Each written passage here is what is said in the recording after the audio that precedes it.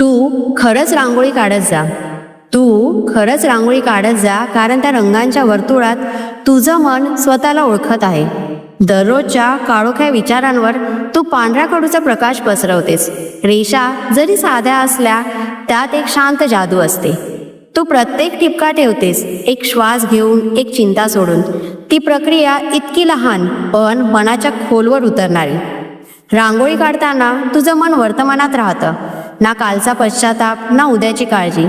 फक्त तू आणि रंग. एक सूक्ष्म ध्यान सुरू होतं तिथेच. त्या रंगात तुझ्या भावना विरघळतात. कधी भीती, कधी प्रेम, कधी रिकामेपणा. आणि त्या सगळ्या भावना एकत्र येऊन सुंदर आकृती बनवतात. तुझ्यासारखीच अपूर्ण पण अर्थपूर्ण.